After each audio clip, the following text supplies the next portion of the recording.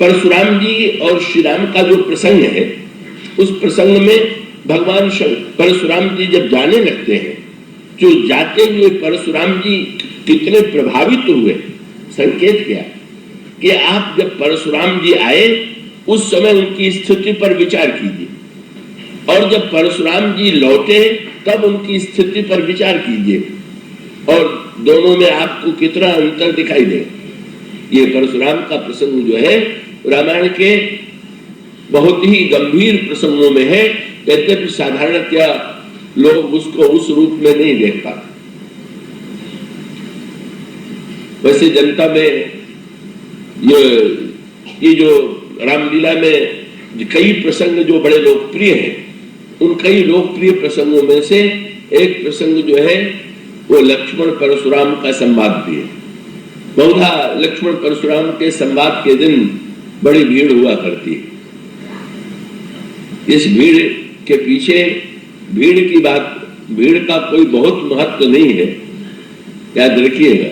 अभी कुछ महीने पहले दिल्ली में कथा हो रही थी, किसी ने मुझसे कहा आज तो बहुत बड़ी भीड़ थी। मैंने कहा भीड़ बढ़ रही है कि श्रोता बढ़ रहे हैं?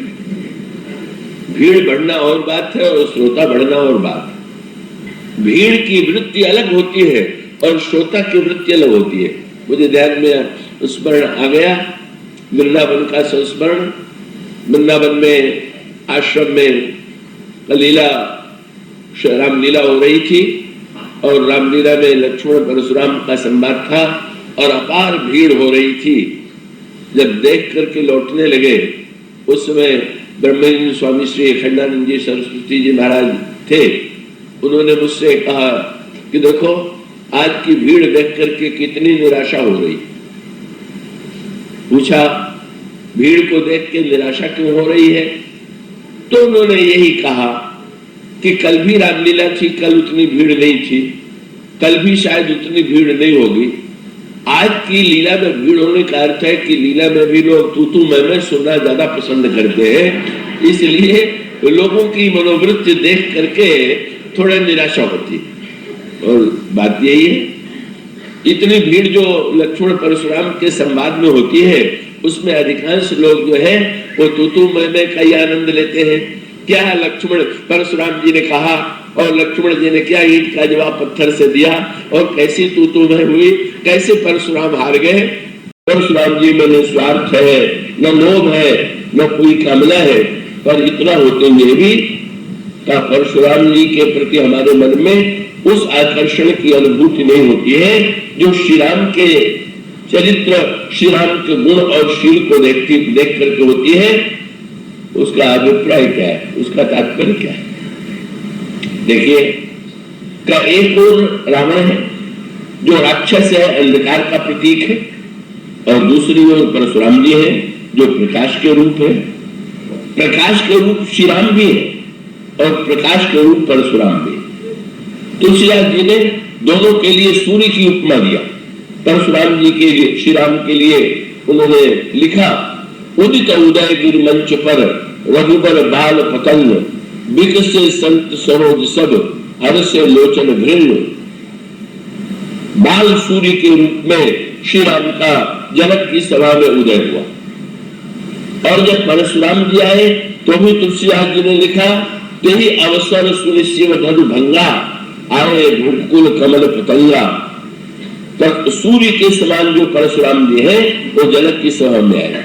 बहुत बढ़िया बात। प्रकाश और अंधकार में कौन प्रिय? इसका अभिप्राय प्रकाश की अंधकार की अपेक्षा प्रकाश श्रेष्ठ है। अंधकार में भय है, अंधकार में अनेक समस्याएं हैं, अंधकार जो है वो पाप का प्रतीक है और प्रकाश जो है वो पुण्य और सद्गुण का प्रतीक है। तो याद रखिए अंधकार ही दुखदायी नहीं होता। तब क्या अगर पूछा जाए कि दोनों रामों में क्या अंतर है, तो यही कह सकते हैं कि भाई सूर्य का सबसे अधिक प्रचंड प्रकाश कब होता है? ये ज्येष्ठ मास की जो दोपहरी होती है उसी समय सूर्य का प्रकाश सबसे प्रबल रूप में आकाश में दिखाई देता है। पर अंतर क्या है? श्री राम कौन है? वो कार्तिक मास के प्रातःकालीन सूर्य, और उसका अभिप्राय है कि रात्रि के बाद शीत ऋतु में प्रातःकाल व्यक्ति कितनी प्रतीक्षा से सूर्य की प्रतीक्षा करता है, सूर्य के प्रकाश की, सूर्य के उष्मा से, कि जिससे उसको शीतलता में सांत्वना मिलती। किंतु सूर्य जेठ के दोपहरी में बस यूं कह सकते हैं कि राम अगर प्रातःकालीन सूर्य है, कार्तिक के सूर्य है, तो परशुराम जी जेठ मास के दोपहरी वाले सूर्य। इतना प्रकाश कि उसमें इतना ताप बढ़ गया कि आतंक और भय समाज में फैल गया, और लोग उनको देख करके भयभीत होते हैं, आतंकित होते हैं, मानो यही। और उसका अभिप्राय क्या है? परशुराम जी के व्यक्तित्व में जो बात आ गई वो मानो हमें सावधान करने के लिए है। हमारे व्यक्तित्व में भी अगर ऐसी वृत्ति आवेगी तो ऐसी वृत्ति आने का परिणाम होगा, जो दुर्गुण है वो तो बुरा है ही, लेकिन दुर्गुणों के साथ साथ अगर सद्गुण का अभिमान भी व्यक्ति में उत्पन्न हो जाए तो वो ऐसा व्यक्ति जो है अभिमानी होकर के दूसरों को पीड़ित करने लगेगा, लोग उससे डरने लगेंगे, आतंकित होने लगेंगे। बस गोस्वामी जी संकेत ये करना चाहते थे जो गोस्वामी जी ने बताया। क्या? शंकर जी का धनुष टूट गया, और धनुष टूटने के बाद भगवान शंकर परशुराम आए। परशुराम के आते ही जितने राजा थे पितु समेत कहीं कहीं निज नामा, लगे कंद सब दंड प्रणामा। परशुराम जी का भय और आतंक इतना व्याप्त था कि सभी परशुराम जी श्री परशुराम के चरणों में अपने अपने पिता का नाम लेकर के प्रणाम करने लगे। उस समय विश्वामित्र, अब यहीं पर श्री राम और परशुराम आमने सामने दिखाई देते हैं। विश्वामित्र मिले पुण्य जाई, और पद सरोज मेले दो भाई। क्या विश्वामित्र जी पर श्री राम और लक्ष्मण को लेकर के परशुराम जी के सामने जाते हैं, और राम और श्री लक्ष्मण से कहते हैं कि आप लोग परशुराम के चरणों में प्रणाम, परशुराम जी के चरणों में प्रणाम कीजिए। श्री राम और श्री लक्ष्मण ने साष्टांग प्रणाम किया परशुराम जी के चरणों। दोनों रामों में अंतर दिखाई दे गया। हमारी मान्यता यह है कि परशुराम जी अपूर्ण है, श्री राम पूर्ण है, पर अंतर यही कि पूर्ण ने अपूर्ण को प्रणाम किया। उल्टी बात, अपूर्ण पूर्ण को प्रणाम करे कि पूर्ण अपूर्ण को प्रणाम करे। और उसका अर्थ ये, परशुराम जी ये मान करके बैठे हैं कि जिसको सब प्रणाम करें वो बड़ा, और वो प्रसन्न होते। और भगवान राम का बड़प्पन ये है कि वो सबको प्रणाम करके, अब दिखाई तो ये दिया कि सबके ही समान श्री राम और लक्ष्मण ने भी प्रणाम किया, पर उसका सांकेतिक अर्थ क्या है? एक व्यक्ति वो है जो अपने बड़प्पन से प्रसन्न होता है, और दूसरा व्यक्ति वो है जो दूसरे को बड़प्पन देकर के प्रसन्न होता है। प्रणाम से प्रसन्न होना, बड़प्पन पाके प्रसन्न होना है, और प्रणाम करके दूसरे को बड़प्पन देके प्रसन्न होना, ये दूसरे प्रकार की प्रसन्नता है। श्री राम और श्री लक्ष्मण दोनों उनके चरणों में ही साष्टांग प्रणाम करके दोनों परशुराम के प्रति अपना सम्मान प्रकट करते। उसके पश्चात पहले तो श्री राम के सौंदर्य और रूप का प्रभाव पड़ा। श्री राम के सौंदर्य को जिस समय, श्री लक्ष्मण के रूप को जिस समय परशुराम जी ने देखा, ऐसी दशा हो गई कि राम ही चितई रहे थकी लोचन, रूप अपार मार मद मोचन। श्री राम का सौंदर्य देखते ही आंखें थक सी गई, और स्थिर दृष्टि से परशुराम जी श्री राम के सौंदर्य को देखने लगे। सौंदर्य को देखते देखते अगर सौंदर्य को देखने के बाद वो ध्यान करने लग जाते, बस यही भूल हो गई। उस वाटिका में श्री सीता जी ने श्री राम को देखा तो नेत्र थक गए। ये थकने शब्द का हिंदी भाषा में जो प्रयोग किया जाता है, थकने का अभिप्राय यह है कि जैसे एक व्यक्ति चल रहा है और थक जाता है तो रुक जाता है, इसी प्रकार से आंखों की पुतलियां जब रुक जाए किसी को देखने के लिए, तो उसके लिए हिंदी भाषा में शब्द कहा जाता है कि नेत्र के कि नेत्र की जो पलके थी या जो नेत्र के तारे थे वो थक गए। तो देखिए, थकने के बाद क्या करना चाहिए? थकने के बाद थोड़ा विश्राम कर लेना चाहिए। आंखें मूंद करके थका हुआ व्यक्ति आंखें मूंद लेता है। श्री सीता जी ने भी जो उस वाटिका में उन्होंने श्री राम को देखा, तो श्री राम को देख करके गोस्वामी जी ने लिखा, थके नयन रघुपति छवि देखे, पलकन हूं परिहरे निमेषे। सीता जी की पलके थक गई, पर थकने के बाद सीता जी ने क्या किया? वही ध्यान का किवाड़ बंद कर लिया। लोचन मग्न रामनूर आदि दीनों पलक कपाक से आदि। श्री सीता जी ने पहले श्री राम के सौंदर्य को सामने देखा। श्री राम के सौंदर्य को सामने देखने के पश्चात फिर कब उन्होंने नेत्र मार्ग से वो भगवान की सुंदरता को हृदय में ले आई और फिर नेत्र मूंद लिया। परशुराम जी और सीता जी में अंतर क्या? बाहर दोनों ने श्री राम को देखा, दोनों श्री राम की सुंदरता से प्रभावित हुए, पर परशुराम जी ने बाहर जो देखा, नेत्र तो थक गए पर उन्होंने आंखें मूंदी। बल्कि तुलसीदास जी ने लिखा क्या? श्री राम को देखते देखते अचानक उनका ध्यान चला गया, अरे मैं किस काम से आया था। ये एक बड़ी समस्या है।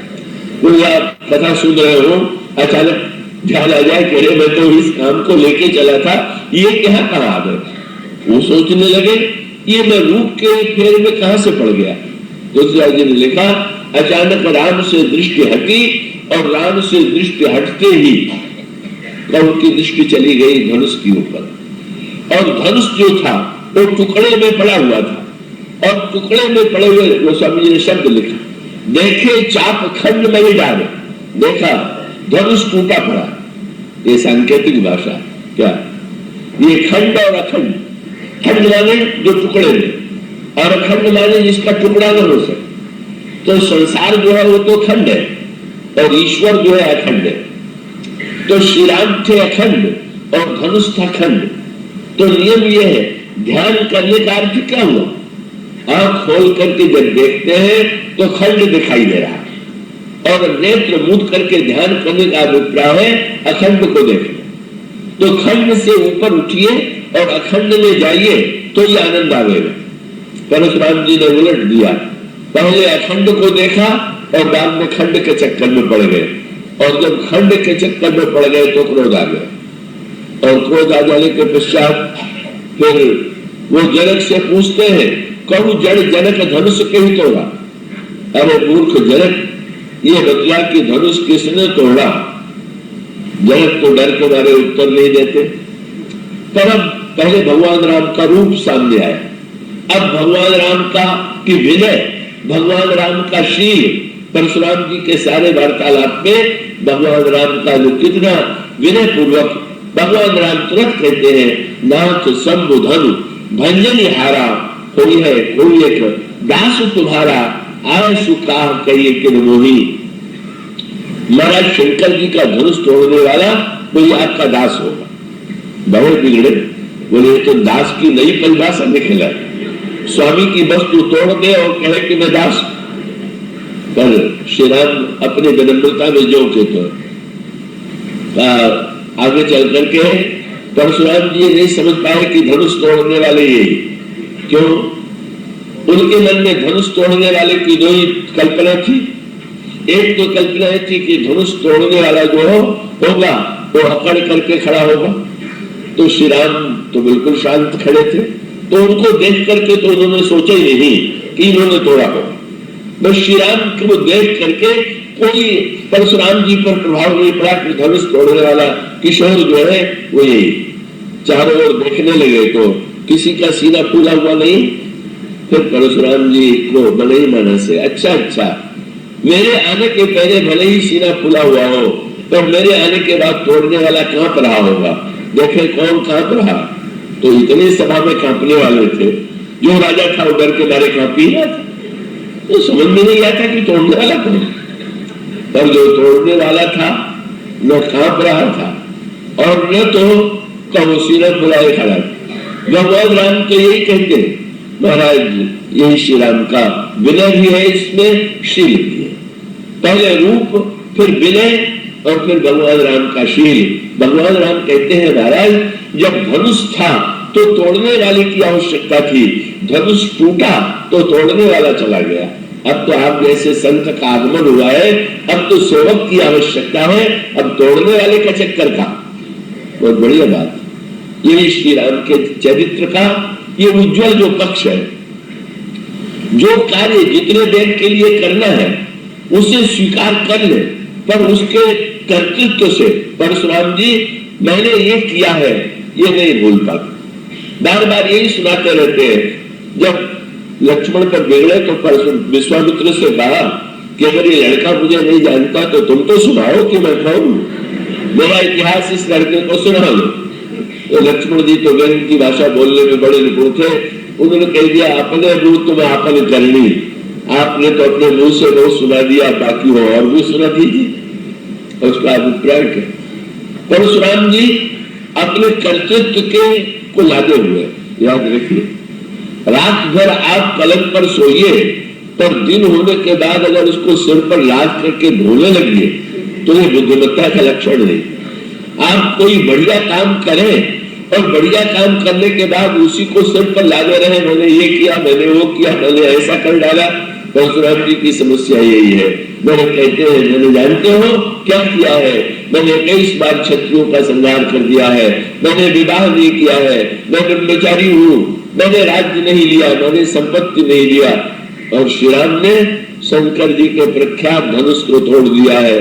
पर तोड़ देने के पश्चात भी श्री राम ये कहते हैं कि महाराज तोड़ने वाला आप कहाँ है?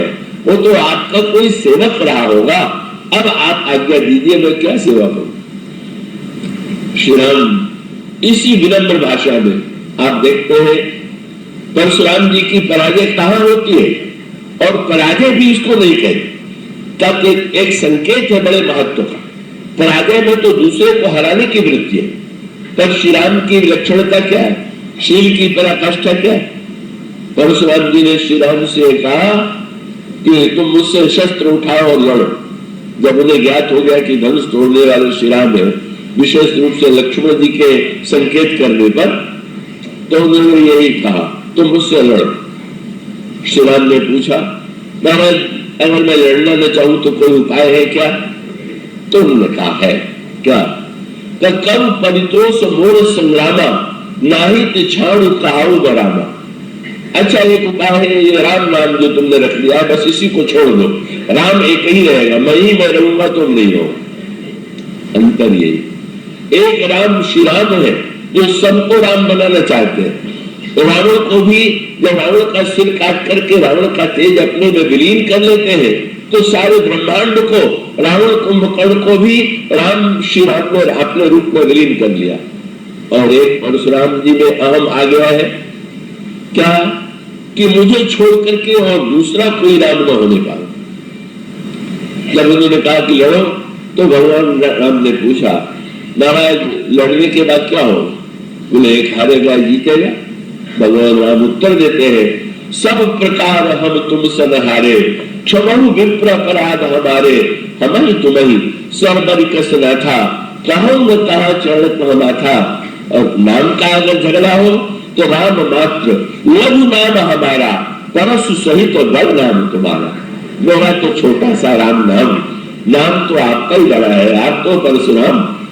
परिणाम क्या हुआ? कौन हारा और कौन जीता? श्री राम ने शस्त्र नहीं उठाया। श्री राम का स्वरूप, राम का शील, राम की विनय, अंत तक परशुराम जी बदलते रहे। परशुराम जी पहले श्री राम पर प्रसन्न थे, लक्ष्मण पर रुष्ट थे, पर बाद में उनको लगने लगा कि दोनों भाई मिले हुए, और इसलिए बिगड़ करके बोले, अब मैं समझ पाया कि ये तुम्हारे संकेत पर कड़वी बाणी बोलता है और तुम मीठी बाणी बोलते हो, दोनों भाई पक्के नीतिज्ञ हो। क्या तुम जो है ये बंधु काहे कट संबत तोड़े, तू छल विनय कलश कर जोड़े। परिणाम अंतिम परिणति क्या होती? अंतिम परिणति यही होती है कि जिस समय परशुराम जी को लगा इतना निर्भय होते हुए भी इतनी विनम्रता, इतना शील, इतना सौम्य स्वभाव, ये कौन हो सकता है? और तब वो कहते हैं श्री राम से कि राम रमापति कर धन लेहु, खेचहु चाप मिटे संदेहो। मेरे पास विष्णु भगवान का धनुष है, उसको खींच करके चढ़ा दीजिए, मैं समझ लूंगा कि नया अवतार हो गया। श्री राम ने फिर भी धनुष को लेकर के खींचा नहीं, अब धनुष जो था वो स्वयं परशुराम जी का हाथ छोड़ करके श्री राम के हाथ में चला गया। धनुष से परशुराम जी ने पूछा, इतने दिन मैंने तुम्हें ढोया और तुम भाग खड़े हुए, उन्होंने तो तुम्हें लेने के लिए हाथ भी नहीं बढ़ाया और न बढ़ाने के बाद भी तुम चले गए। धनुष ने कहा, महाराज आपने ढोया ही ढोया, मेरा सदुपयोग कहाँ किया? सदुपयोग तो इन्हीं के पास होगा। इसी धनुष से बाद में भगवान राम ने रावण का वध किया, इसलिए महाराज जहां मेरा सदुपयोग हो। और बोले महाराज संसार में कुछ लोग ऐसे होते हैं कि दूसरों को खींचने की चेष्टा करते हैं, पर हमारे प्रभु श्री राम का शील ऐसा है कि बिना खींचे ही खींचा चला जाता है व्यक्ति। इसलिए इतना आपके पास शील का अभाव है और यहाँ पर शील है, इसीलिए अब आपको छोड़ करके मैं जा रहा हूं। और इतना ही नहीं, धनुष ने कह दिया, महाराज देख लीजिए, एक धनुष अकड़ा तो टूटा पड़ा, इसलिए मैं वही भूल नहीं करूंगा कि अकड़ करके टूटू तभी मानू। बस जब जिस समय श्री राम के हाथ में धनुष गया और उसके पश्चात भी हाथ जोड़े श्री राम सामने खड़े हैं, परशुराम जी गदगद हो जाते हैं।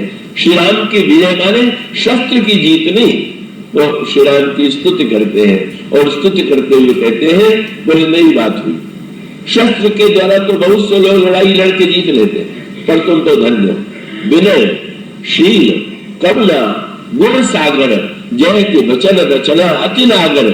आप वचन रचना में बड़े निपुण हैं, विनय करुणा शील के समुद्र हैं। परिणाम क्या होता है? परशुराम का हृदय परिवर्तित होता है, रूप से, शील से, गुण से।